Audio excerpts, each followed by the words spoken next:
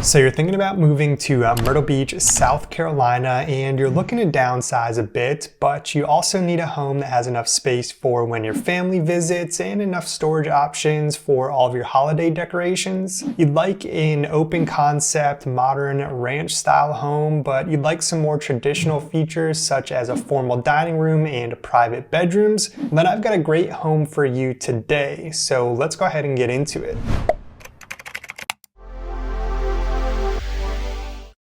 Hey, welcome back, and if you're new here, my name is Nick, and on this channel I talk about things to do here in Myrtle Beach. I give tips and advice about the area, and I'm a real estate agent, so of course I talk about the real estate. So if you're thinking about relocating to the area, then be sure to hit the subscribe button down below and tap the little notification bell while you're at it. This way you can be the first to know about what's going on here in Myrtle Beach. I get calls every single day from people just like you who are moving to the area. So if you ever have any questions or if I can help you find home here at the beach, then I would love to chat with you. You can always use the first link down in the description to schedule a call with me. Today we're taking a look at the very popular Lexington floor plan by Lennar. The specific home we're taking a look at today is an existing home in Belle Harbor, and it's currently listed for sale by James, who is an agent in my office. You can take a look at all of the details for this specific home and this listing down in the description below. The single level Lexington floor plan is very popular, and it's not hard to see why. The main living area is open concept with high ceilings. It has a huge 10-foot kitchen island, which is great for prepping food or for entertaining. And it features a designated formal dining room, which you don't always see in open concept homes. A favorite feature of this floor plan is the 3-car garage. The extra bay often gets used as storage for those who need it, since we don't have basements here at the beach. There are some other great features that this home offers, and the one we're touring today has some really nice upgrades, especially in the backyard, which you wouldn't see with a brand new home. So let's go check it out. Okay, so the first thing you probably notice with this home right off the bat is that 3-car garage. You have a standard 2-car garage with an extra bay with its own door on the outside. And I really like the front entrance to this home. It has a nice little front porch here, some great curb appeal. This one here, the front porch is a little bit small because this front room does have a bay window, but that makes the room bigger on the inside. And here's that formal dining room right when you walk in. It's a very good size. You can fit a huge table in there.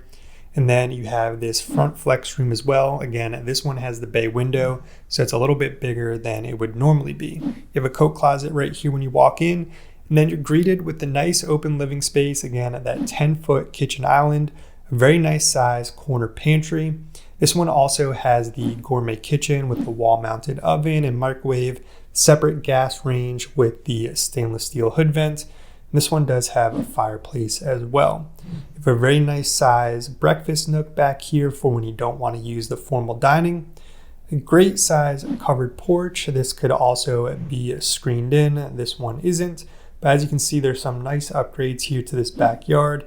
They have an extra pad poured here overlooking the pond.